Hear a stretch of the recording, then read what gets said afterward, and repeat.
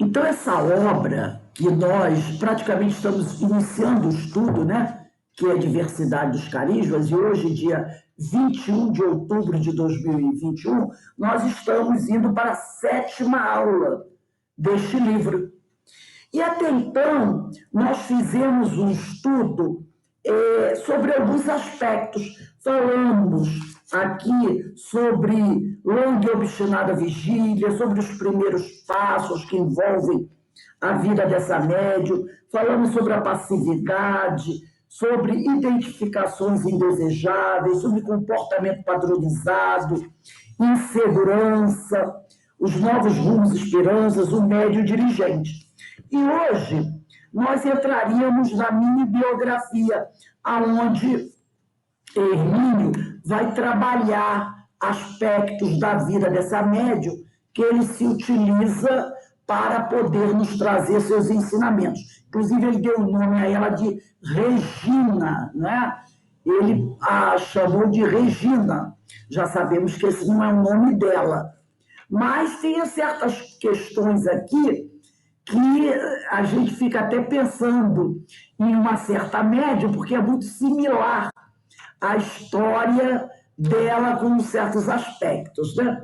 Mas antes de nós entrarmos na mini biografia da vida dessa médium Regina, eu queria fazer uma revisão de um tema que nós estudamos e que vai ser muito importante para os nossos estudos futuros. Esse tema se chama transe. Eu encontrei um texto muito bom sobre o transe e o estudo que nós vamos fazer, inclusive terá um capítulo aqui futuro, até tratando do animismo, né? Então, eu vou fazer uma recapitulação do que nós estudamos na aula anterior sobre o transe e vou trazer esse texto que eu achei muito interessante para a gente verificar a questão do transe e como esse tema, esse assunto, é uma das coisas mais antigas na história da humanidade. Então, resgatando esse livro do Paiano Júnior, Transe e Mediunidade, eu trouxe aqui um pequeno resumo, né, sobre o que é o transe, para a gente relembrar, porque isso vai ser muito importante, esse conhecimento para o futuro. Então, o Paiano, ele diz assim: quanto às formas com que o transe pode apresentar-se, formas como um transe pode apresentar-se, é possível didaticamente classificá-lo em patológico, anímico, que também pode ser chamado de espontâneo ou estimulado, e provocado. Tá? Então, 3 tipos: patológico, espontâneo, que é o anímico, que pode ser chamado de também, né, de espontâneo provocado, entre espontâneo estimulado e o provocado, tá? Então, o patológico seria a primeira divisão, patológico, a primeira classificação, encontrado nos estados enfermiços. No caso de uma histeria, de um delírio febril, de um coma. Então, esse seria o patológico. Agora, anímico, ou espontâneo, ou estimulado, que nós vamos estudar depois, mais tarde, caracteriza-se por um estado de emancipação da alma, quando o espírito retoma todos os seus atributos e pode provocar fenômenos espíritos. Então, essa seria a segunda classificação. A primeira, patológico; o segundo, o anímico, ou espontâneo ou estimulado. Seriam outros nomes que ele teria. E ele diz que esse anímico, ele é de origem endógena. E o que é isso? O indivíduo traz em si mesmo os fatores desencadeantes do estado de transe, que são os fatores anímicos. Então, o transe anímico, ele é de origem endógena, tá? Quando o indivíduo traz em si mesmo os fatores desencadeantes do estado de transe. E o outro tipo, o terceiro tipo, seria a forma do transe provocado. Esse provocado tem 4 classificações, mas o que vai interessar para a gente é a última. O provocado se divide em 4 partes. Ele pode ser mesmérico, induzido por passes magnéticos. Ele pode ser hipnótico, transe artificial, ou autossugestão indutiva, uma hipnose. O transe farmacógeno, induzido por substâncias tóxicas ou alucinógenas, como álcool, drogas variadas, fumos, chás alucinógenos. Ou o quarto seria o mediúnico, que é o que vai interessar para nós, nos nossos estudos, são os dois, o anímico e o mediúnico, tá? Então, o mediúnico está dentro do provocado. Esse mediúnico é aquele que é chamado de origem exógena com X. O indivíduo responde aos estímulos oriundos da dimensão espiritual. É o que vem de fora. Por isso ele é exógeno, né? E o endógeno é uma coisa que é do próprio indivíduo. E ele ainda falou do transe mediúnico, que é o que vai nos interessar hoje, ele diz assim, provocado pela influência mental de um espírito. Quer dizer, esse espírito age sobre o campo mental do médium. O médium é um indivíduo predisposto à passividade psíquica, cujos estados de dissociação psíquica permitem a influência ostensiva de uma outra mente e de uma outra vontade, permitindo que ele seja intermediário na comunicação com as dimensões espirituais. Então, eu estou retomando esse assunto do transe, porque futuramente, nos próximos estudos, nós vamos ter isso bem claro na nossa mente, tá? Sobre o transe anímico, sobre o transe mediúnico. E esse texto que eu trouxe aqui, e eu vou dividir ele com a gente no ecrã, ele é desse livro aqui, ó, O Evangelho Sem Mistérios Nem Véus, tá? É uma publicação da FEB, O Evangelho Sem Mistérios Nem Véus. E eu vou partilhar o ecrã, porque eu trouxe o texto. Eu ia ler no livro, mas ia ficar meio complicadinho, né? Porque para vocês acompanharem. Então, eu coloquei o texto no PDF para facilitar para todo mundo. Deixa eu fechar aqui. Então, está aqui, Curso Diversidade dos Carismas, aula 7. Livro, O Evangelho Sem Mistério Nem Véus, publicação da FEB, autor, João de Jesus Moutinho. É o capítulo 111 e o título do capítulo é Transe Mediúnico, tá? Denise, se acontecer algum momento, algum problema assim de internet, você fala comigo de alguma forma aí, eu vou até pegar o meu celular, porque o meu celular não está aqui. E pode acontecer da gente... Meu celular, por favor. E aí você liga para mim, porque aqui eu não posso ver vocês. Porque se eu ver vocês, eu não consigo expor o tema. Então, vamos lá. Eu vou trazer primeiro 2 passagens do Evangelho, tá? Que vai envolver essa questão do transe mediúnico. Diz assim, em Lucas, capítulo 9, versículos 28 a 32.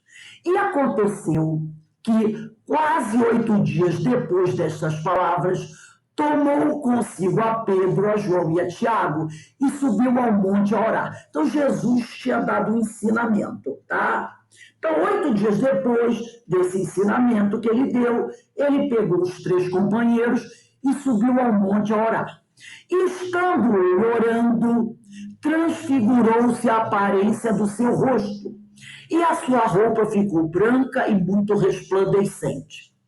E eis que estavam falando com ele 2 homens, que eram Moisés e Elias, os quais, como já sabe, desencarnados, né? Porque eles viveram praticamente 1000 a 1500 anos antes de Cristo. E eis que estavam falando com ele 2 homens, que eram Moisés e Elias, os quais apareceram envoltos em glória, e falavam da sua morte, a qual havia de cumprir-se em Jerusalém. Então, eles estavam falando sobre a morte de Jesus. Estava próximo de Jesus desencarnar. E era sobre isso que eles estavam falando com Jesus. Moisés e Elias. Pedro e os companheiros, Tiago e João, que estavam com Jesus, estavam carregados de sono.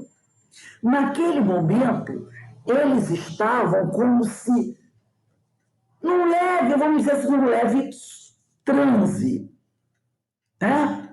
E quando despertaram, viram a sua glória, viram Jesus. Quando eles despertam, eles conseguem perceber Jesus. Então, eles estavam carregados de sono, pode ter 2 conotações. Uma, eles estavam num estado alterado de consciência, ou não estavam em condições de compreender completamente aquilo que estava acontecendo. E quando despertaram, viram a sua glória e aqueles 2 homens que estavam com ele. Outra passagem do Evangelho está em Marcos, capítulo 14, versículo 32 e 38. E diz assim: e foram a um lugar cujo nome é Getsemane. E ele, Jesus, disse a seus discípulos: sentai-vos aqui enquanto vou orar. E levando consigo Pedro, Tiago e João, sempre os 3, né? Ele deixou os discípulos numa parte mais abaixo do terreno e subiu mais um trecho, levando apenas os 3. Começou a ficar aflito e angustiado e disse-lhes: a minha alma está triste, uma tristeza mortal, permanecei aqui e vigiai. Então deixou os 3 um pouco mais acima e ele se afastou um pouco mais. E indo um pouco adiante, caiu por terra e orava para que, se possível, passasse dele a hora. Então, olha só, quando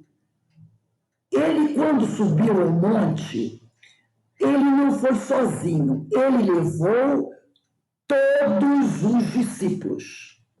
Mas nem todos poderiam participar de todo o evento. Então ele deixou, vamos dizer assim, uns 9, uns 8 ali embaixo, né? 9 a 8 ali embaixo, subiu mais um terreno, uma parte do terreno, com Pedro, Tiago e João, deixou os 3 da parte um pouco mais acima, e ele tomou uma distância sozinho, subiu um terreno sozinho. E aí ele começou a orar. Mas recomendou aos 3, permanecer aqui e vigiar. E indo um pouco adiante, acima, subiu um pouco mais o terreno acima, caiu por terra e orava para que, se possível, passasse dele a hora. E dizia: Abba, ó papai, tudo é possível para ti. Afasta de mim este cálice. porém, não o que eu quero, mas o que tu queres. Então, o que prevalecesse a vontade de Deus. Ao voltar, ao descer um pouco o terreno, encontrou os três, Pedro, Tiago e João, dormindo. E diz a Pedro: Simão, que era Simão Barjonas, né? Estás dormindo? Não fostes capaz de vigiar por 1 hora? Vigiai e orai para que não entreis em tentação. Então, costumeiramente, Jesus muitas vezes encontrava os seus discípulos dormindo. Tá? O que é estar dormindo? Será que é o sono físico que ele está falando aqui? E aí Jesus chama a atenção de Pedro. Não fostes capaz de vigiar por 1 hora? E aí ele diz, vigiai e orai, para que não entreis em tentação. Muito simbólico esses dois ensinamentos, né? Sem olvidar, quer dizer, sem esquecer ostensivas manifestações mediúnicas de singular certeza, um estado intermediário existe entre o sono e a vigília, que indica ligeiras situações mediúnicas, traduzidas como cochilo e confundidas com sonho. Então, muitas vezes, nós entramos, né, num estado intermediário entre o sono e a vigília. Você deita, ou diz assim, vou tirar a cochiladinha. E você fica ali entre a vigília e o sono. E, muitas vezes, nesse estado intermediário, você começa a ter ligeiras situações mediúnicas, que as pessoas traduzem como cochilo ou confundem com sono. Dotados de extraordinárias faculdades mediúnicas, os apóstolos Pedro, Tiago e João, tá? Esse Tiago é o irmão de João, é o Tiago maior. Conduzidos ao monte, observam a transfiguração do Cristo. Aquilo que nós narramos em Lucas, capítulo 9, versículo 28 e 32. Que eles viram Moisés e Elias junto de Jesus, conversando sobre a morte de Jesus. Tá? Esses apóstolos tinham faculdades mediúnicas bem mais avançadas do que os outros, que ficaram lá no início do monte. E que e olha só, eles observam a transfiguração do Cristo, que além de resplandecer como o sol, conversa com os espíritos Moisés e Elias. A seguir, envolvidos numa nuvem mediúnica, que não é uma nuvem comum, é uma atmosfera que envolve a eles. Eles vão também anotar o fenômeno da voz direta dizendo, isso num outro momento, este é o meu filho amado em que me compraz, ouviu. Então, várias vezes, esses discípulos vão estar com Jesus, né?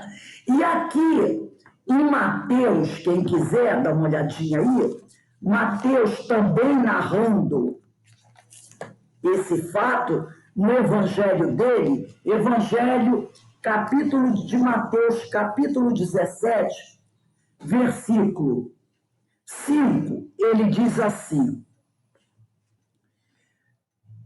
olha aqui, já é a narração de Mateus, não é mais de Lucas.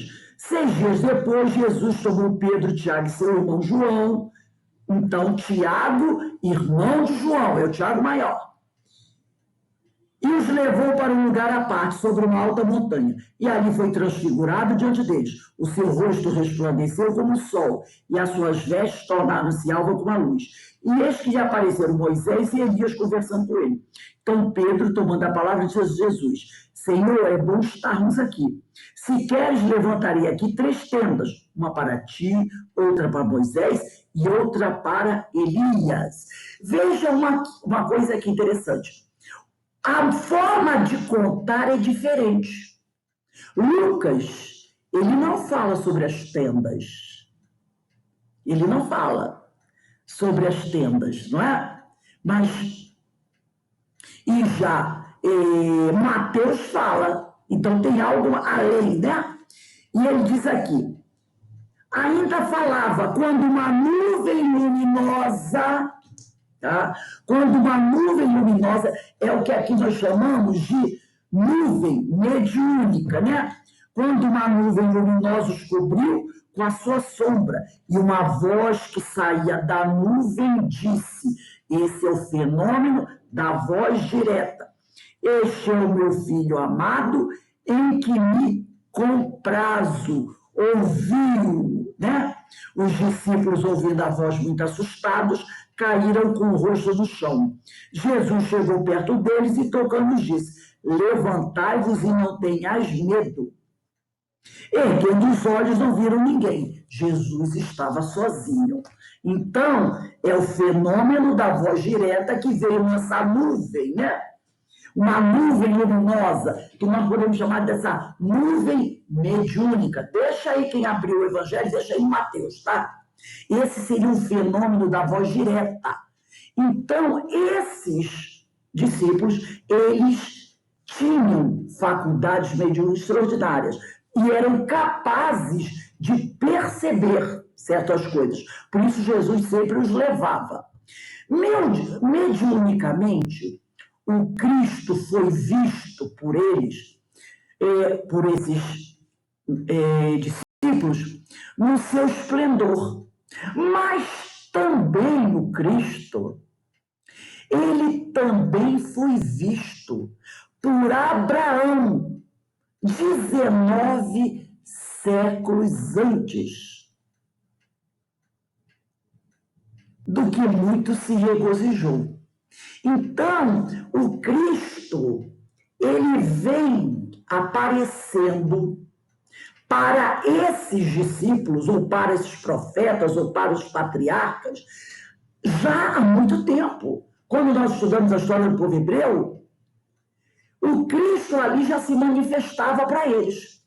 E em João, capítulo 8, versículos 51 a 59, João é o último evangelista, né?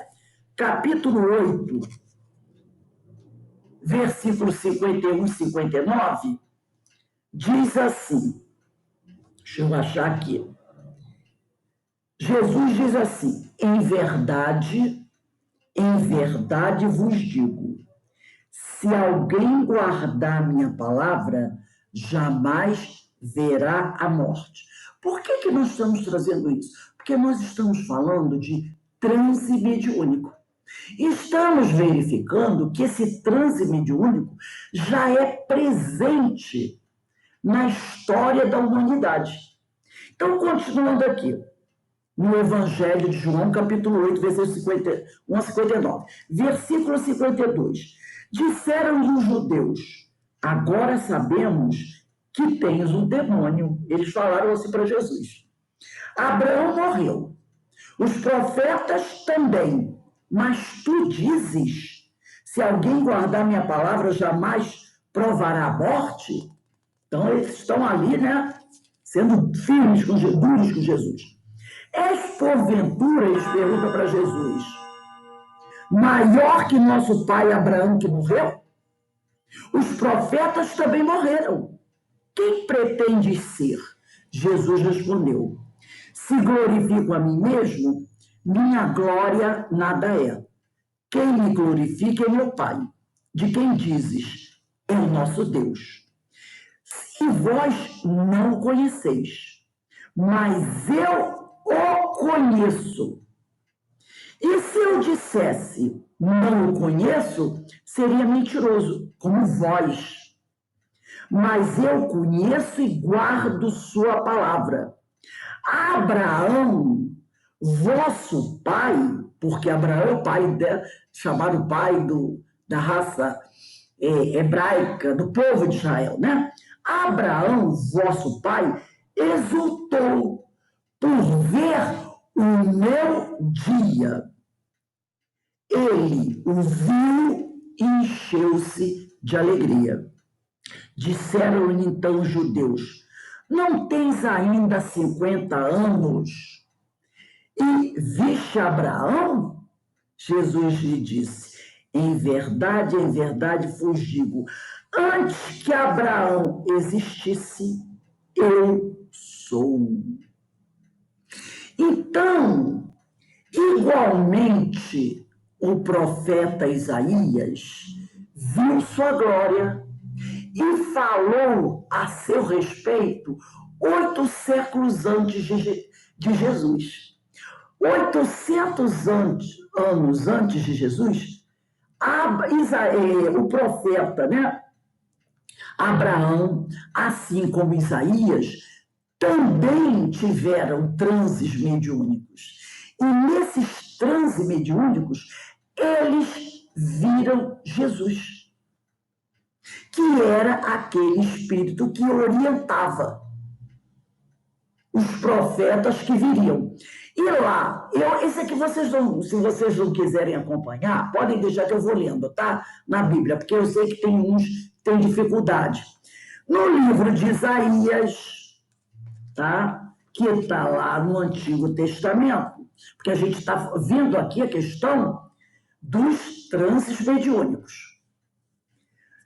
No livro de Isaías, no capítulo 6, versículo 1, está escrito assim: no ano em que faleceu, livro de Elias, capítulo 6, versículo de 1 a 5. No ano em que faleceu o rei Uzias, vi o Senhor sentado sobre um trono alto e elevado. A cauda da sua veste enchia o santuário. Acima dele, em pé, estavam serafins, cada um com 6 asas. Com 2 cobriam a face, com 2 cobriam os pés, e com 2 voavam. Eles chamavam uns para os outros e diziam: Santo, Santo, Santo é Yahvé dos exércitos, a sua glória enche toda a terra. A voz dos seus clamores, os gonzos das portas oscilavam, enquanto o templo se enchia de fumaça. É aquela nuvem luminosa que envolveu os discípulos no momento da transfiguração. Então disse eu: ai de mim, estou perdido. Com efeito, sou um homem de lábios impuros e vivo no meio de um povo de lábios impuros, e os meus olhos viram o rei Yahvé dos exércitos. Porque não era Deus que eles viam. Nessas aparições gloriosas, era Jesus que eles viam, num transe mediúnico. E depois a gente vai ver como é essa questão desse, que tipo de transe mediúnico era esse, que esses homens entravam e conseguiam ver Jesus. No livro de Números é o 4º livro, porque você tem primeiro Gênesis, depois você tem Êxodo, você tem Levítico, você tem Números e depois Deuteronômio. É o 4º livro escrito por Moisés enquanto eles estão no deserto, depois que eles saem do Egito. No livro de Números, capítulo 24, versículo 17, está escrito assim: oráculo de Balaão. O Balaão era um profeta, era um médium. Ele era um médium. Então, ele constantemente entrava em transe mediúnico. E o povo hebreu ia ter com ele para buscar orientações. E aqui vai acontecer uma coisa muito interessante no livro de Números, no versículo 17. diz assim: Balaão entra, como eu te falei para vocês, num transe mediúnico. E ele diz assim: eu vejo, olha que interessante o texto, mas não agora. Ele está lá, mais ou menos, 1000 anos antes de Cristo. 1000 anos antes de Cristo. E, de repente, num transe mediúnico, ele diz: eu o vejo, mas não agora. Aquele que ele está vendo não está ali naquele momento presente em que vive Balaão.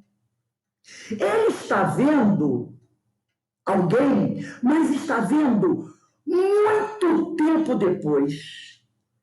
Ele conseguiu, e nós vamos falar isso depois, através do livro dos médiuns, um desdobramento tal que ele está vendo alguém muitos milênios à frente dele.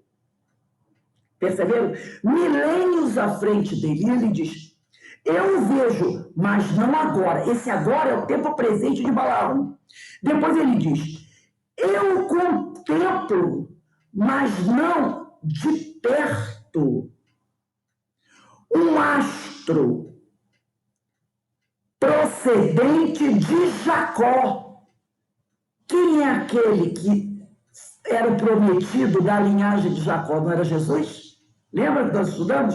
É da linhagem de Jacó que virá o Messias.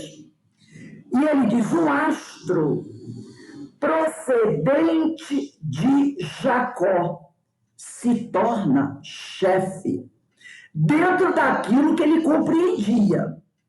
Um cetro se levanta. Então ele considera ele um rei. O meu reino não é deste mundo, Jesus disse. Esmaga as têmporas de Moabe. Moabe era o povo moabita, era o povo pagão. E o crânio de todos os filhos de Sete, que eram Sete era um deus do Egito.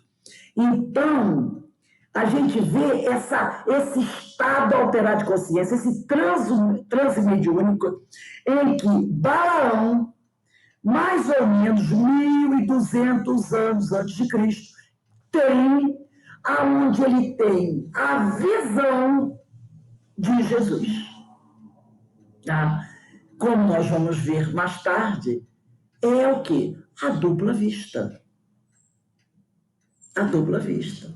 E nessa dupla vista, ele vê Jesus e ele diz: eu vejo, mas não agora. Eu o contemplo, mas não de perto. Muito interessante isso, né? Identificar, vamos continuar a leitura do nosso texto aqui, deixa a Bíblia aí, quem abriu. Identificar o Cristo como Abraão e Isaías, você vai encontrar lá em Gênesis, capítulo 12, versículo 1, no livro de Gênesis ainda, eu botei o acento, o segundo é errado, no primeiro é. Capítulo 17, versículos 17, esse mais um, quer dizer, 18, 19, 20, que observam seu esplendor. Abraão e Isaías, nesses textos que eu coloquei ali, de Gênesis, observam seu esplendor. É fenômeno que mostra não só a presença de singulares faculdades mediúnicas, como também de elevada iluminação espiritual do patriarca Abraão, que é o primeiro patriarca, e do profeta Isaías. Então, Abraão e Isaías eram médiuns, tá? De elevada iluminação espiritual. Porque eles eram capazes de observar o esplendor do Messias, que aparecia para eles, né, na sua glória. Porque ninguém, a pessoa vai dizer, mas não era Deus que eles viam? Ninguém pode ver Deus. Nós já estudamos isso quando estudamos a história do povo hebreu. Nós não temos condições, nem aqueles homens, de ver Deus. Mas eles viam a glória em que esse Espírito puro, Jesus, aparecia para eles. Enquanto as visões mediúnicas de Abraão e de Isaías ratificam a origem do Cristo nos idos da eternidade. Então, as visões do patriarca Abraão e do profeta Isaías ratificavam, confirmavam a origem do Cristo nos idos da eternidade. A gente pode ver isso aqui no livro do profeta Miqueias. No livro do profeta Miqueias. Miqueias, qualquer coisa, gente, vai lá no índice, baixa aí no índice, você vê a página do livro do profeta Miqueias. E aí você abre na página e depois você procura o capítulo 5. E aqui, o texto do profeta Miqueias, ele vai ratificar essa origem do Cristo nos idos da eternidade. Porque o que ele falou, o Cristo falou? Antes, né? Lá, eu sou, não foi isso que ele falou? Eu sou. Ora, antes do mundo, do nosso mundo existir, eu sou. Antes do planeta Terra existir, ele aqui já se encontrava. Então, as visões mediúnicas de Abraão e de Isaías ratificam a origem do Cristo nos idos da eternidade. E o profeta Miqueias, eu acredito que quem está procurando já achou, diz assim, olha só, isso também bota aí mais de 1000 anos antes da vinda do Cristo. Miqueias diz assim, mas tu, Efrata quer dizer Belém. Onde foi que Jesus nasceu? Em Belém, não foi? Então diz aqui, mas tu, Efrata, Belém, embora o menor dos clãs de Judá, porque Belém era uma aldeia pequenina, ele diz, embora o menor dos clãs de Judá, de ti sairá para mim aquele que será dominador em Israel. Ele está falando do nascimento do Cristo, mais de 1000 anos antes do Cristo nascer. Aí ele diz, sua origem são de tempos antigos. A origem de Jesus, assim, pela tradição de israelita, ele veio da linhagem de Jacó, que é um dos patriarcas, Abraão, Isaque e Jacó, os 3 patriarcas.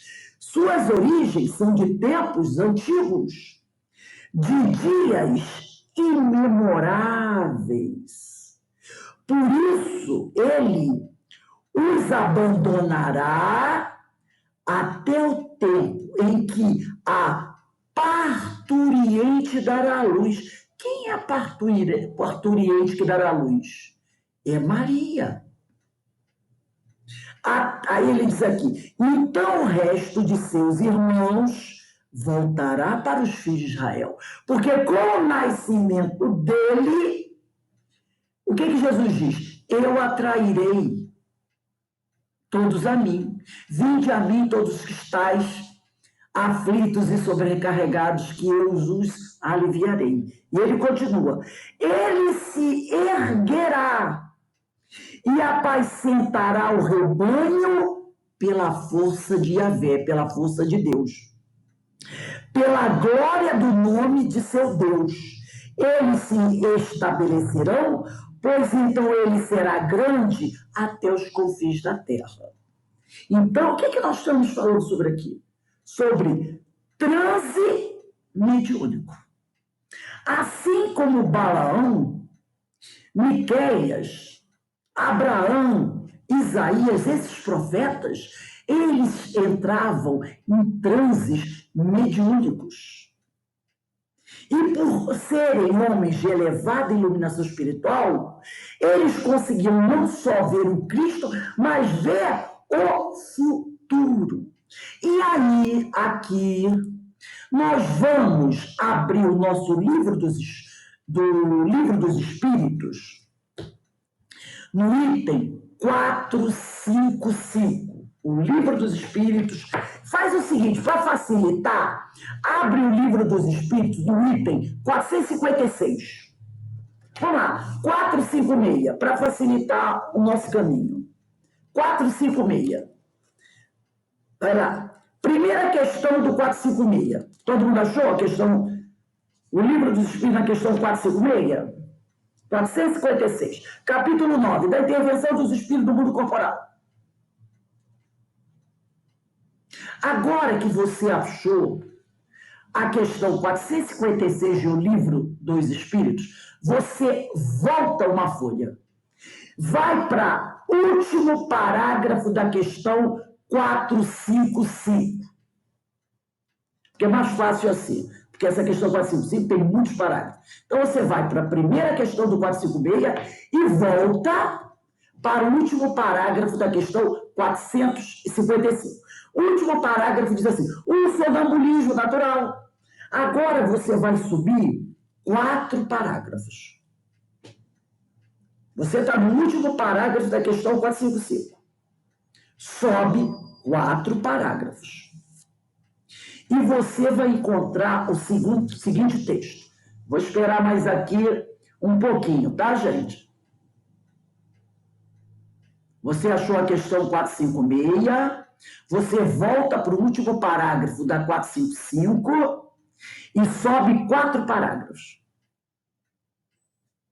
E aí você vai achar o seguinte texto. Eu acho que todo mundo já achou, né? Se alguém ainda não tiver achado, me avisa. Diz assim: a emancipação da alma se verifica, às vezes, no estado de vigília. E muitas vezes esses profetas, esses patriarcas, entravam em transe mediúnico em estado de vigília. E produz o fenômeno conhecido pelo nome de segunda vista ou dupla vista, também conhecido por clarividência. No livro Invisível, do Leon Denis, você vai encontrar isso. Que é a faculdade graças à qual quem a possui vê, ouve, sente, além dos limites dos sentidos humanos. Abraão e Isaías eram médiuns, né? Que tinham elevada iluminação espiritual. Percebe o que existe, até onde estende a alma a sua ação. Vê, por assim dizer, através da vista ordinária e como por uma espécie de miragem. Agora, vamos pulem aí 2 parágrafos. Aí diz assim: o poder da vista dupla varia, indo desde a sensação confusa até a percepção clara e nítida das coisas presentes e ausentes.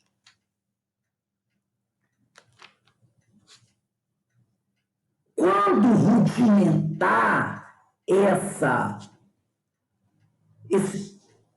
sensação, esse poder, confere a certas pessoas o tato, a perspicácia, uma certa segurança nos atos, a que se pode dar o qualificativo de precisão de golpe de vista moral. Um pouco desenvolvida, despertos pressentimentos. Mais desenvolvida, mostra os acontecimentos que deram ou estão para dar-se. Lembra daquele outro profeta que aqui disse: eu estou vendo, mas não agora. Eu contemplo, mas não perto. É isso aqui. Ele tem a visão, é Balaão, né? Muito desenvolvida, a ponto de ele ver os acontecimentos que estariam para dar. Então ele diz: eu vejo, mas não agora. Ele está dizendo: eu estou vendo no futuro. Eu estou vendo no futuro. Então, é a dupla vista que pode fazer com que o profeta veja, não ali, mas ele está vendo no futuro. Por isso ele disse aquilo. Ele disse aquilo, né? E quem quiser estudar um pouquinho mais sobre dupla vista, vai lá no Livro dos Espíritos, nas questões 447 a 454. 447 a 454. Você vai ter tudo esclarecido sobre o que é dupla vista. E procurando no livro também do Invisível, do Leon Denis, também tem um capítulo só sobre esse tipo de fenômenos, né? Então, vamos seguindo aqui. As visões dos espíritos Moisés e Elias, aquela da transfiguração, onde Pedro, João e Tiago estão lá, e o Pedro disse: eu vou construir aqui uma tenda para Elias, uma tenda para Moisés, uma tenda para o Senhor. Então, as visões dos espíritos Moisés e Elias, dialogando com Jesus, confirmam ali a imortalidade do espírito. Por quê? Eles, os discípulos de Jesus, estavam assistindo em loco Jesus conversar com dois mortos, e mortos há muito tempo. Como é que eles poderiam estar ali conversando com Jesus, se eles já tinham morrido há mais de 1000 anos? Então, essa aparição nesse monte, onde acontece a transfiguração, confirmam a imortalidade do espírito. Então, nós temos aqui dois fatos. As visões de Abraão e Isaías, tá? Lá no Antigo Testamento, ratificam a origem do Cristo. Porque Miqueias, mais ou menos 1200 anos antes, fala do Cristo. Ele fala do Cristo. Ora, se ele fala do Cristo mais de 1000 anos antes do Cristo nascer, é porque ali está sendo ratificada a origem do Cristo. Ele já estava aqui muito antes desse planeta, no início de toda essa história. A presença dele está ratificada por esses profetas. Agora, a conversa de Moisés e Elias com Jesus, que é vista pelos discípulos, vão confirmar a imortalidade do espírito, porque os dois já estavam mortos. Não como fantasmas, como admitem as doutrinas clássicas.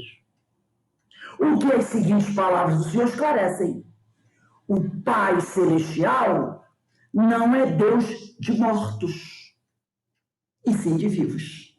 Então, o Pai Celestial não é Deus de mortos, e sim de vivos. Porque nós não morremos.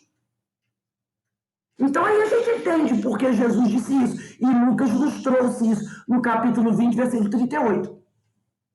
Porque é esse momento do fenômeno, né?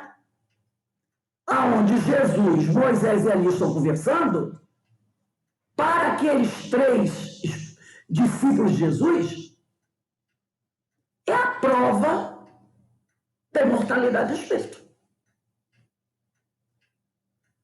E o que os profetas vinham dizendo sobre Jesus, e aqui Miqueias, no capítulo 5, versículo de 1 a 3, quando ele diz: mas tu, Belém, embora o menor dos clãs de Judá, de ti sairá para mim aquele que será dominador de Israel.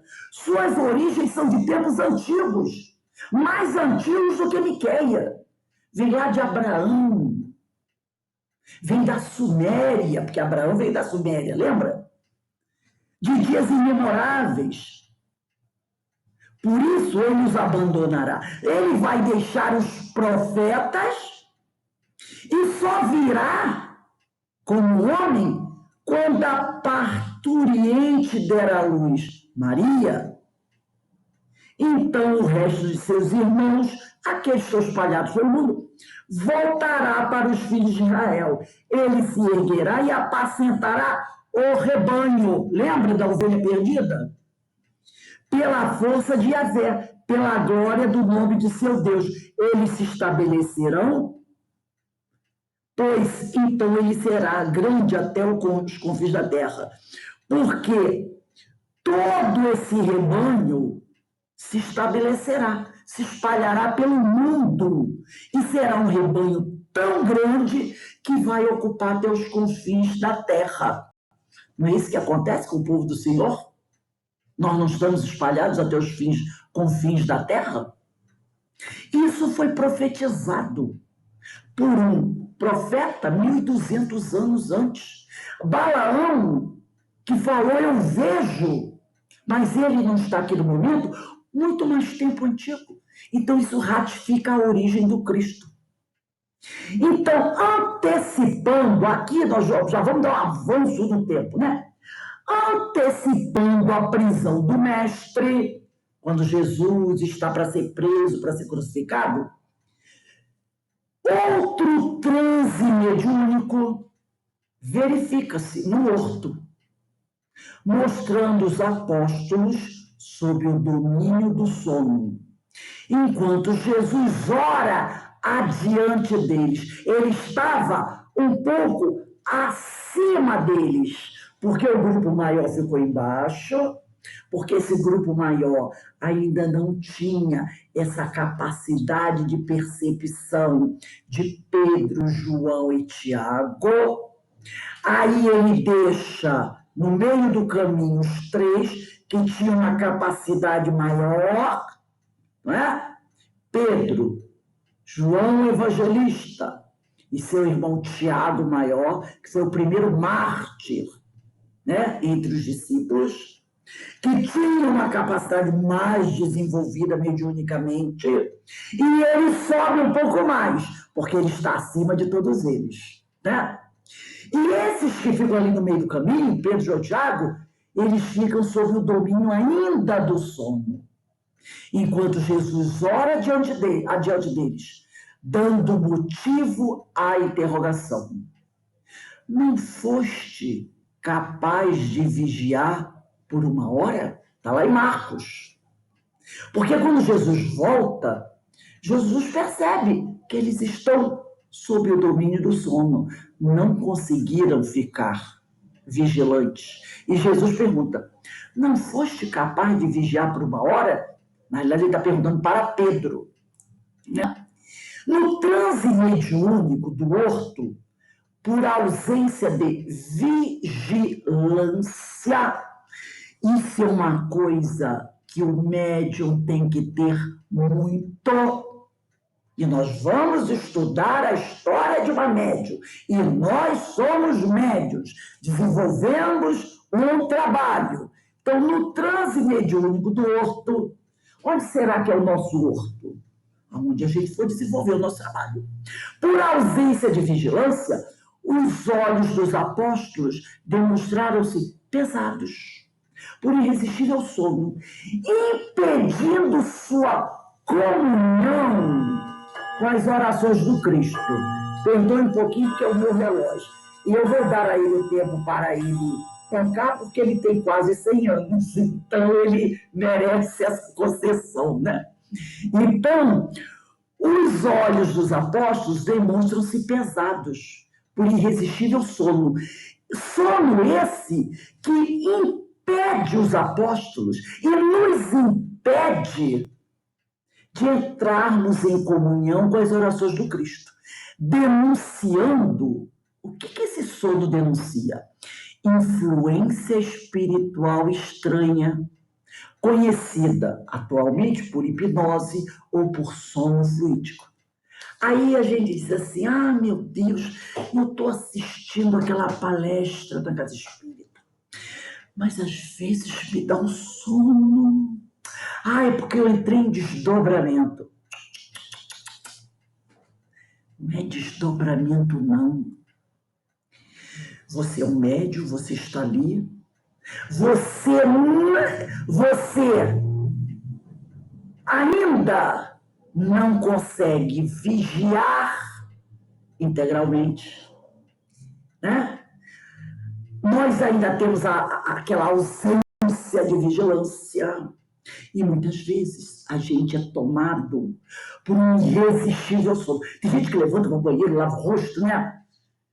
A gente é tomado por um irresistível sono. E tem gente que dorme mesmo. Cai a cabeça e fica ali, se não tomar cuidado. Se tiver uma mesa, vai bater com a cabeça da mesa. Se estiver vendo a palestra, vai cair, vai apagar mesmo. Aí diz que está desdobrando. Não. Esse irresistível sono impede a comunhão com as orações do Cristo.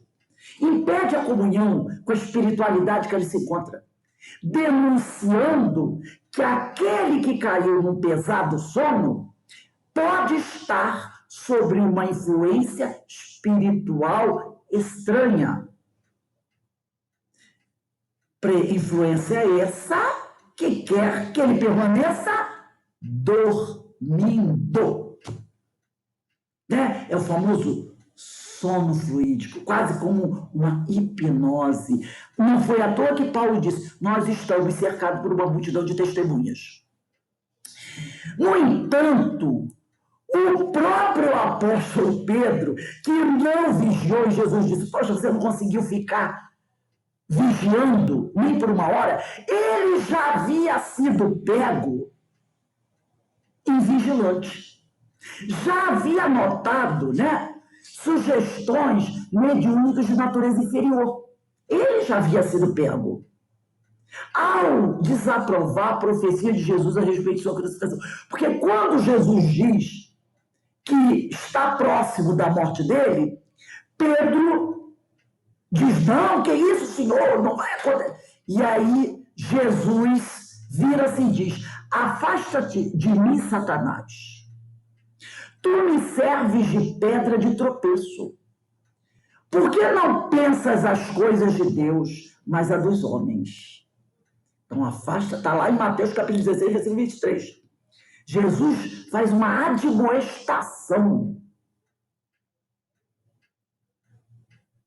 Porque ele, aquele espírito, não está ligado às coisas de Deus, mas às coisas dos homens, às coisas materiais, às coisas transitórias. Entendida como censura, a fala de Jesus é entendida como censura aos espíritos que ocultamente influenciam a faculdade de Pedro.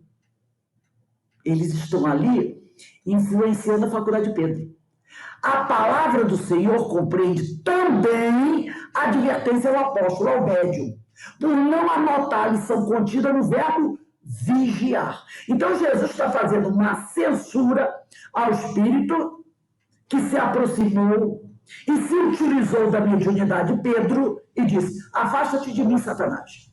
Tu me serves de pedra de tropeço, porque não pensas as coisas de Deus, mas as dos homens. Mas também uma chamada de atenção a Pedro, ao médium, por não estar anotando, quer dizer, aprendendo o ensinamento, a lição contida no verbo vigiar, orar e vigiar, para não cair em tentação, orar e vigiar, para não se deixar influenciar por faculdades estranhas. Por ausência de vigilância no campo mediúnico, essa ausência de vigilância no campo mediúnico, que Pedro, 2 vezes, uma, quando não conseguiu manter acordado enquanto Jesus orava, e agora, quando se deixou utilizar pelo Espírito, o patriarca Abraão, quase 1500 anos antes de Cristo, prepara-se para oferecer em holocausto o próprio filho. Tá? cuja morte ele deixa de cometer. Quer dizer, quase que ele se torna o assassino do filho. Mercê da advertência de seu mentor espiritual, equilibrada, não estendas a mão sobre o rapaz. Está lá no primeiro livro da Bíblia, Gênesis. Quem quiser ir, muito interessante isso, e isso é um ensinamento muito grande, hein? O livro de Gênesis, primeiro livro da Bíblia, capítulo 22. Um texto que é interpretado até hoje de forma equivocada. Gênesis, capítulo 22, versículo de 1 a 2, e depois eu vou pular para o versículo 9 até o 12, tá? Primeiro livro da Bíblia, a Gênesis, né? Gênesis, capítulo 22. Esperar aí uns segundinhos para o pessoal abrir a Bíblia no primeiro livro da Bíblia, capítulo 22.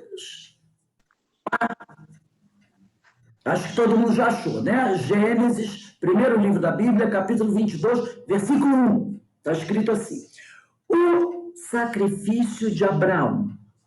Depois desses acontecimentos, sucedeu que Deus, olha como está sendo colocado, Deus pôs Abraão à prova e lhe disse: Abraão, Abraão.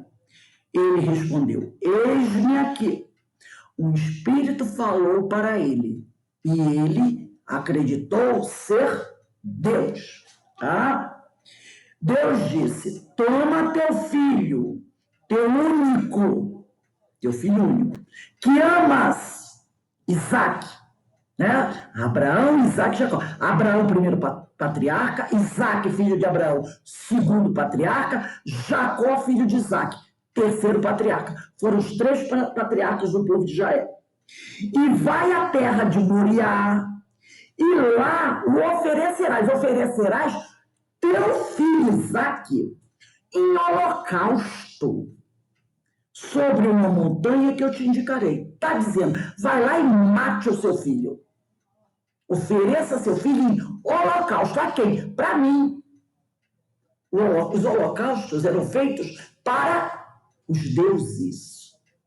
Então, esse espírito que Abraão diz assim, ó, olha só, depois desse acontecimento sucedeu que Deus, quem escreve isso é Moisés, porque o livro de Gênesis foi escrito por Moisés. Moisés entende que é Deus.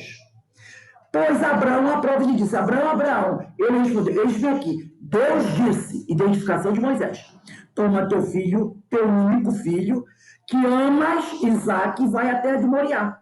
E lá o oferecerá em holocausto sobre uma montanha que eu te indicarei. Abraão, ele sai da Babilônia. Lembra quando nós estudamos a história do povo hebreu? Ele sai da Babilônia junto com o povo dele. Ele era babilônico. Era um hebreu babilônico. E eles viviam lá onde sacrifícios humanos era prática comum aos deuses. Percebeu? Então, para ele, estava dentro da normalidade. O Deus também, o Deus que ele acreditava que era Deus, estava pedindo holocausto. E como ele era temente a Deus e fiel a Deus, ele ia fazer. Agora, eu vou pular para o versículo 9. Diz assim: quando chegaram ao lugar que Deus lhe indicara, tá? Que foi a terra de Moriá, Abraão construiu um altar, porque o Deus tinha que ter um altar. Presta atenção. Altar são para os deuses, né? Aquele Deus escolhido letra minúscula. Dispôs a lenha, depois amarrou seu filho e o colocou sobre o altar, em cima da lenha. Abraão estendeu a mão e apanhou o cutelo, que devia ser um machado, para imolar seu filho, como aquele Deus havia dito. Mas o anjo de Yahvé o chamou do céu e disse: é outro departamento aqui. Abraão, Abraão. Ele respondeu, eis-me aqui. O anjo disse, não estendas a mão contra o menino, não lhes faça nenhum mal. Percebeu? Então a pessoa vai dizer assim, ué, mas esse Deus é... Uma hora ele manda matar, agora ele manda não matar? Vamos seguir aqui, vamos ver a explicação para isso. Apesar de os gestos do patriarca ser atualmente, hoje em dia, abonado por seitas diversas sob a justificativa de um testemunho de fé, porque as religiões atuais dizem, principalmente os pentecostais, dizem assim, não, Abraão tinha tanta fé em Deus que ele ia até matar o próprio filho. Ele tinha tanta fé que se Deus disse, mata teu filho, ele matava. Ele matava porque foi Deus que disse. Então, é o que a gente estudando, a gente faz a reflexão. Apesar de o gesto do patriarca ser atualmente abonado por seitas diversas, sob a justificativa de um testemunho de fé, o comportamento do patriarca, deixando de examinar a procedência da mensagem. Que mensagem? Essa mensagem aqui, ó. Abraão, Abraão, toma teu filho, teu único filho que amas, Isaque, vai à terra de Moriá, e lá oferecerá em holocausto sobre o monte que eu te indicarei. Essa mensagem. Essa mensagem. Ele deixou de examinar a procedência da mensagem, deixou de verificar se a mensagem era realmente de espírito moralizado, de espírito bom. Demonstra o quê? Abraão está justificado, tá, gente? Demonstra o quê? A ausência de conhecimento sobre a faculdade mediúnica. Abonando com isso holocaustos humanos.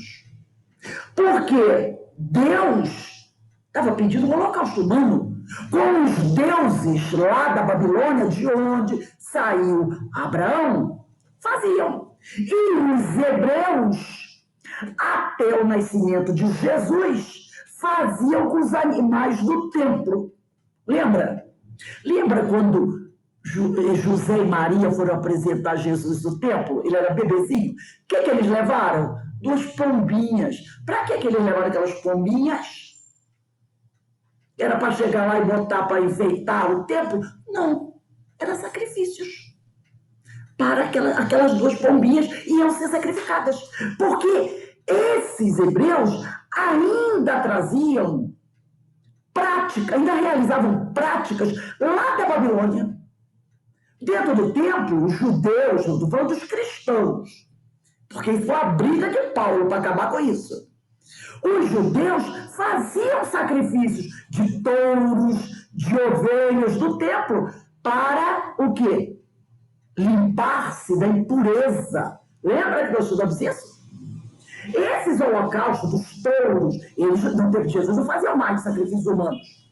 Os judeus, os israelitas não faziam humanos, mas faziam dos animais.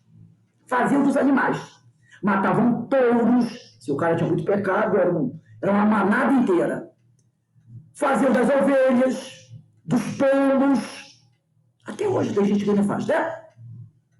Jesus que acaba com isso. E Paulo depois vem lutar contra isso. Mas, então, de onde vem essa ideia? Vem lá da Babilônia. E Abraão, recém sair da Babilônia, ele ainda acredita, não. O Deus está pedindo que eu monte um altar para ele. Meu Deus, esse Deus está pedindo altar, com fogueira, com holocausto.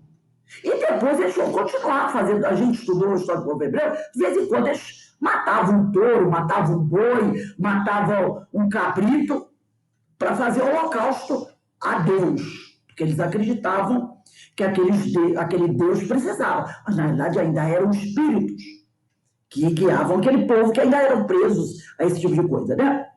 Então, quando Abraão aceita a mensagem, sem examinar a procedência da mensagem, ele está demonstrando ausência de conhecimento sobre a faculdade mediúnica. Com isso, ele está abonando holocaustos humanos, com muito acerto, condenados mais tarde por Moisés. Aí a gente entra naquela, mas peraí, se Moisés, 1.500 anos antes de Jesus, condenou isso, como é que os judeus, ao tempo de Jesus, ainda faziam holocausto dos animais? Porque eles não seguiam nem a própria lei deles. Dá uma olhadinha em Deuteronômio. Deuteronômio é o 5º livro do Antigo Testamento. O primeiro é Gênesis, o segundo é Êxodo, o terceiro é Levítico, o quarto é Número, Deuteronômio é o 5º. Vamos lá. Ver como Moisés, ele condenou isso. Está lá, Deuteronômio, 5º livro da Bíblia. 5º livro. Depois do livro de Números, tá? Tá lá, Deuteronômio 18. Primeiro é Gênesis, segundo é Êxodo, terceiro é Levítico, 4 Números, 5º Deuteronômio. Capítulo 18, versículo 9, diz assim: os profetas. Dando um tempinho aí para quem ainda não achou. Versículo 9, diz assim, Moisés falando: quando entrares na terra que Yahvé teu Deus te dará, que é a terra prometida, quando entrarem lá, eles estão no deserto, a caminho da terra prometida, né? A caminho de Canaã. Não aprendas, olha a ideia de Moisés, o pensamento de Moisés, a imitar as abominações daquelas nações. Que nações? As nações estrangeiras, que são as nações pagãs. Que em teu meio não se encontre alguém que queime seu filho ou sua filha, nem que faça presságio, oráculo, adivinhação ou magia. Por que ele está falando isso? Porque aquele povo que está com ele ali no deserto, saído do Egito, também no Egito, esteve em contato muito com essas práticas pagãs de holocausto. Ficaram quase 400 anos no Egito. Conviveram com isso, aprenderam. Então aquele povo hebreu ainda estava ligado a esses holocaustos. Não mais holocaustos humanos, mas holocaustos de animais. E aí ele dá um aviso. Ele fala, vamos parar com esse negócio. Né? Inclusive, a prática da adivinhação, dos encantamentos, isso era usado a todo momento, tanto que ele é radical. Continuando aqui, eu vou até passar um pouquinho, diz aqui, no versículo 11, ou que pratique encantamentos, que interrogue espíritos, ou adivinhos, ou ainda que invoque os mortos. Pois quem pratica essas coisas é abominável a Yahvé. E é por causa dessas abominações que Yahvé, teu Deus, as desalojará em teu favor. Então ele proíbe toda a prática mediúnica do intercâmbio. Por quê? Porque ficou uma coisa muito vulgarizada. A mulher queria casar, invocava os espíritos. O outro queria passar a perna no vizinho, invocava os espíritos. A outra queria, o marido da outra, invocava os espíritos.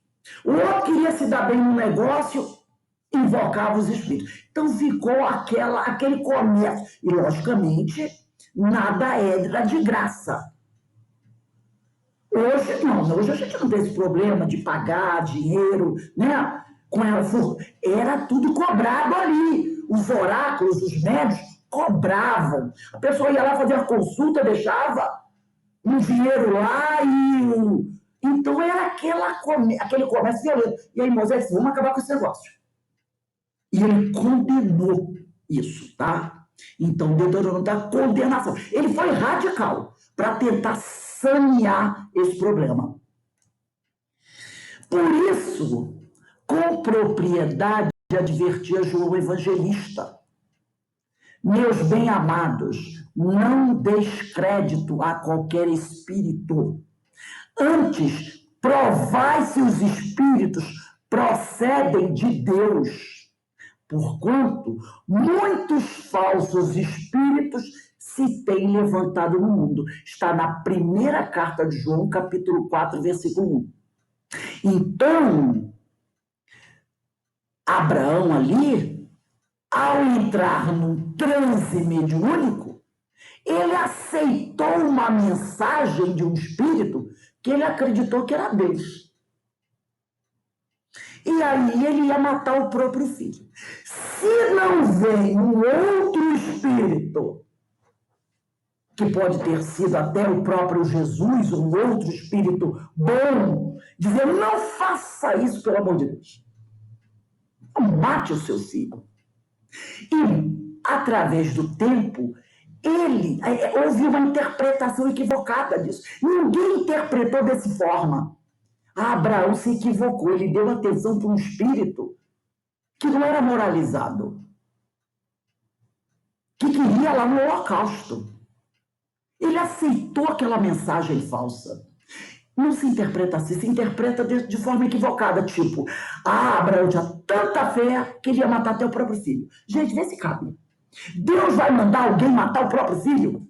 Vai que o cara é maluco e bate mesmo.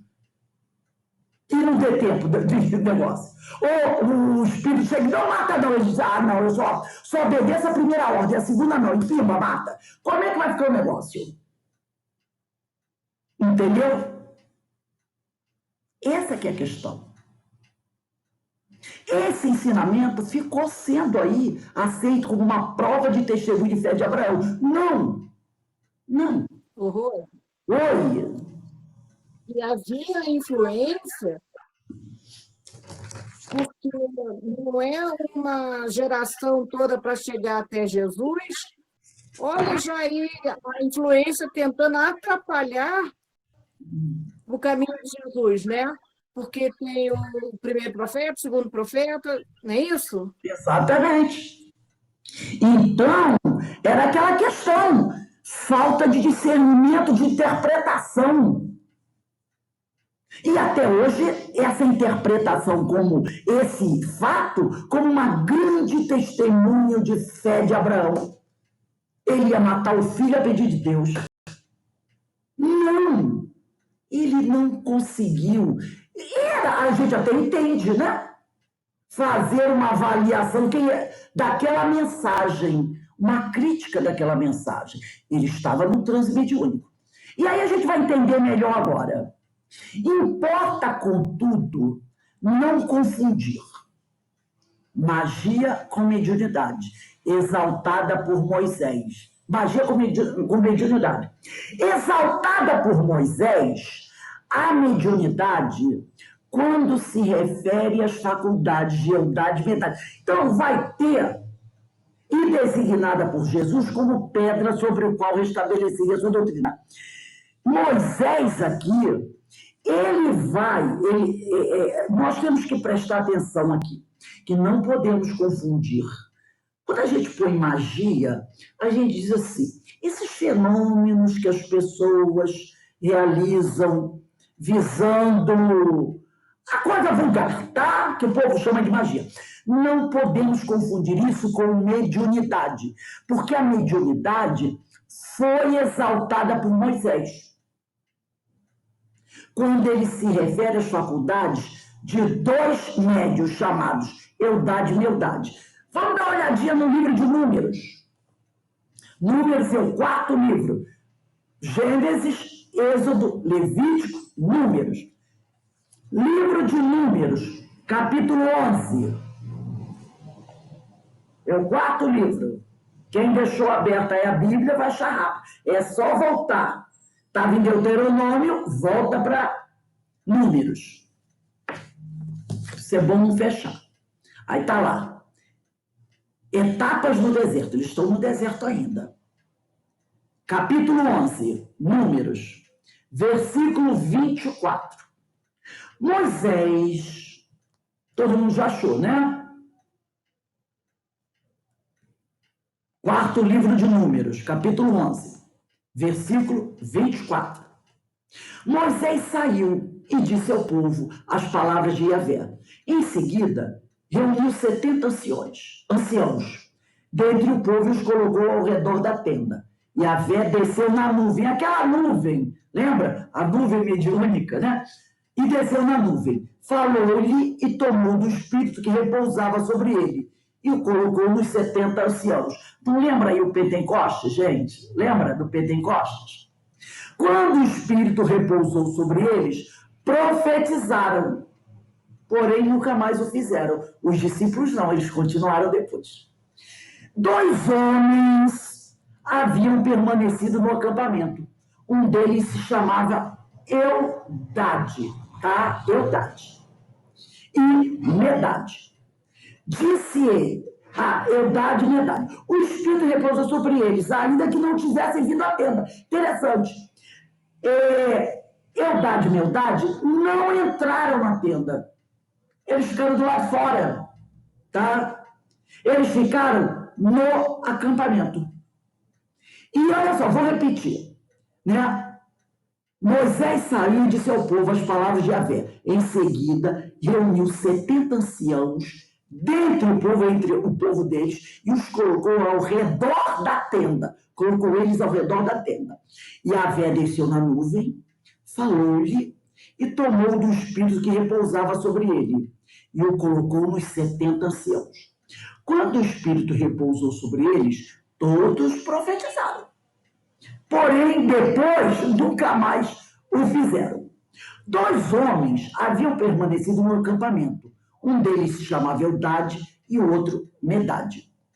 O espírito repousou sobre eles, ainda que eles não tinham vindo à tenda. Eles não ficaram ao redor da tenda, ficou aquele grupo ao redor da tenda, eles ficaram afastados, tá? Estavam entre os inscritos. Puseram-se a profetizar no acampamento. E aí esses homens começaram a profetizar no acampamento. Um jovem correu e foi anunciar a Moisés. Eis que Eudade e Medade, disse ele, estão profetizando no acampamento. Lembra quando um dos discípulos veio correndo e falou para Jesus, Senhor, tem 2 homens curando em teu nome. Eu mandei eles pararem. O Senhor, por quê? Se eles não são contra nós, estão do nosso lado. Deixa que profetizem. E aí Moisés, né? Esse jovem vem falar com Moisés. Né? Josué, filho de Num, que desde a sua juventude servia Moisés, tomou a palavra e disse, Moisés, meu senhor, proíbe-os. Respondeu-lhe Moisés, estás ciumento por minha causa?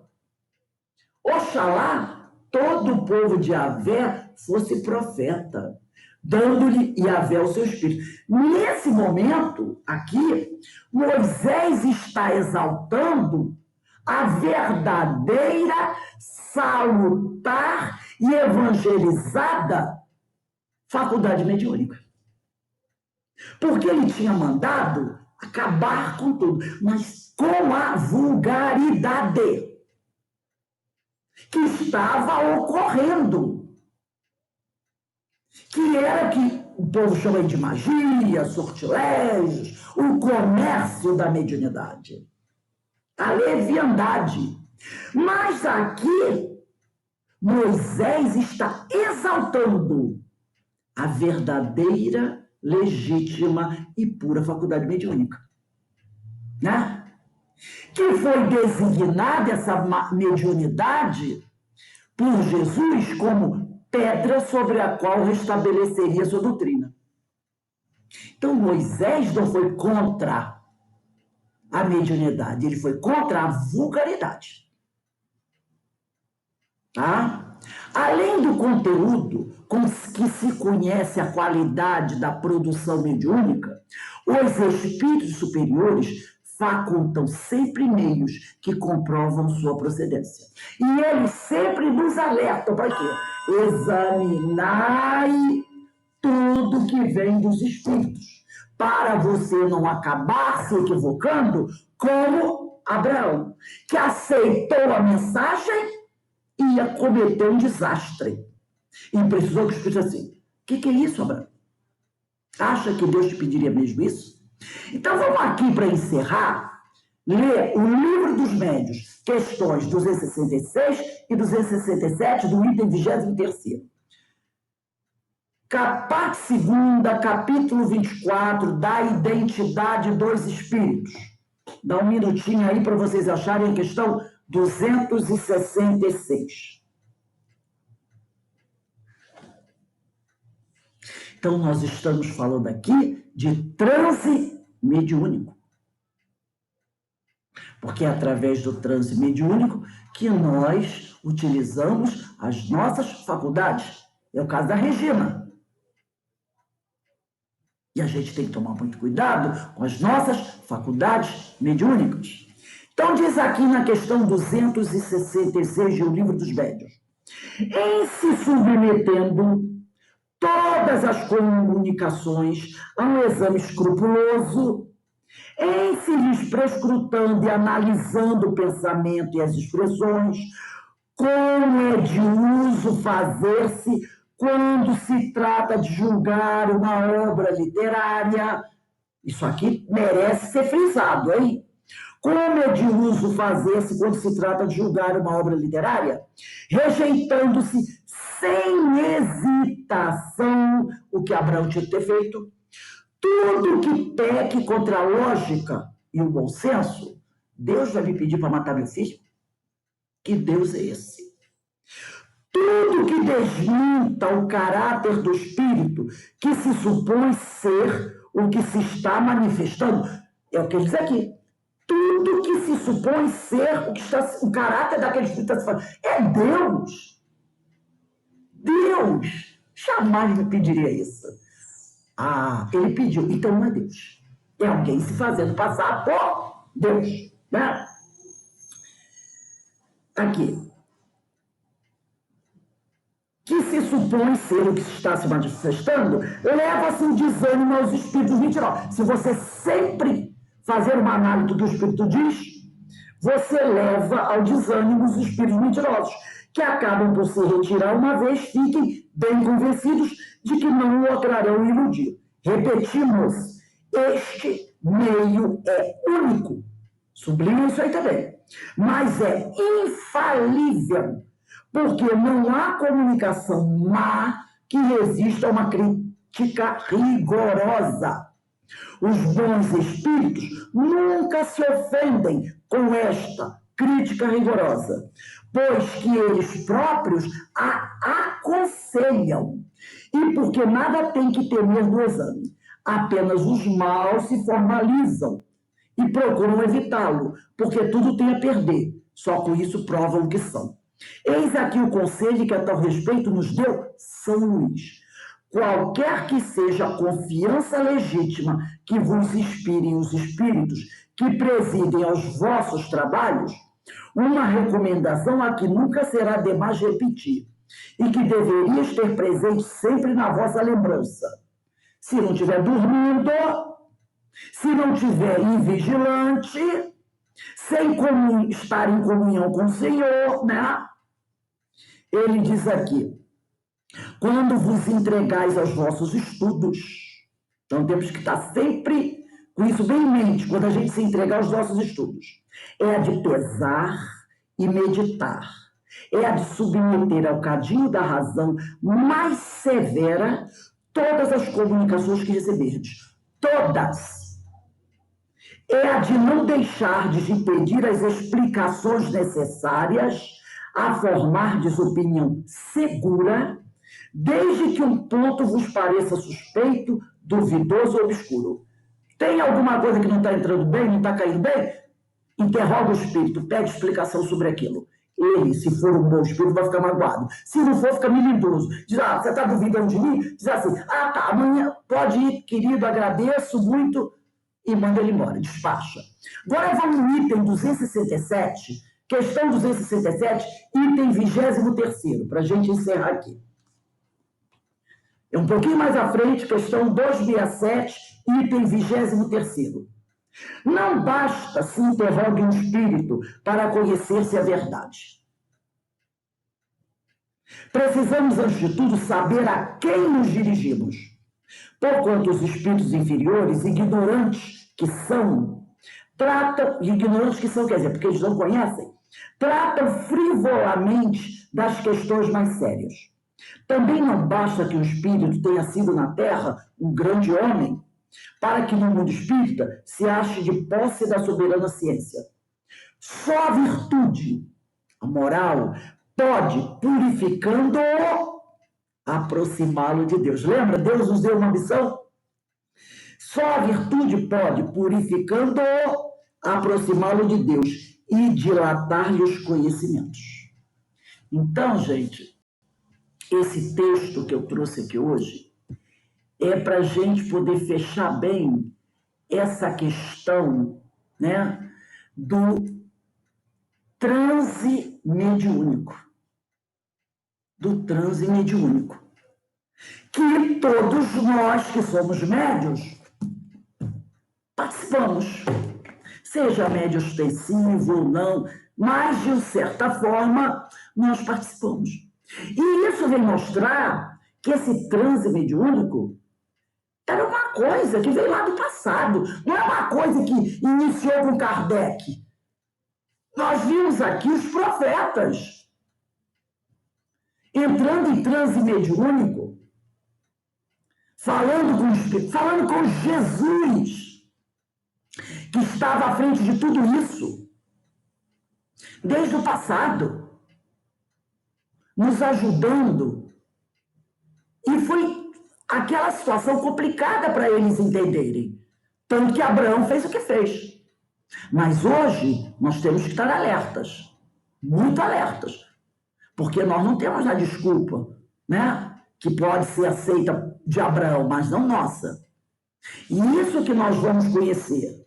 Nós falamos desse transe mediúnico. Futuramente aqui nós vamos falar do transe anímico, tá? Então, por isso que eu trouxe esse tema, para a gente ficar bem claro sobre isso.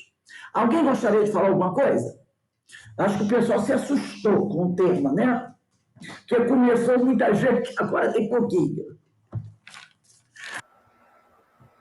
Mas está bem esclarecido, Rose. Eu acho que não dá para a gente errar, não, hein? Não dá. Então, a gente com isso a gente desmistifica um monte de coisa. Essa questão do Abraão, ele tinha tanta fé que ia matar o filho. Né? E essa questão de não dormir, não ficar com aquele sono, né? Que evita que a gente mantenha a comunhão com o Senhor. E não aceitar qualquer mensagem que venha do plano espiritual. Ainda mais nós que estudamos a doutrina. Não se justifica ficar botando por aí no WhatsApp da vida, dentro do Facebook, qualquer mensagem. Entendeu? Que os espíritos chamam tudo. Então, a gente tem que tomar muito com isso, muita responsabilidade em relação a isso. Bom, Denise, 18h45, tá bom para começar? Tem 45 minutos aí, até 50 minutos, pode ir até 19h35, porque depois vem a palestra 19h45, tá? Tem 50 minutos aí para os ensinos de Jesus. Eu vou encerrando por aqui o nosso estudo de hoje. E semana que vem a gente entra no item 2, já bem consolidado na nossa cabeça o que é um transe mediúnico, né? Que essa companheira vai realizar e muito.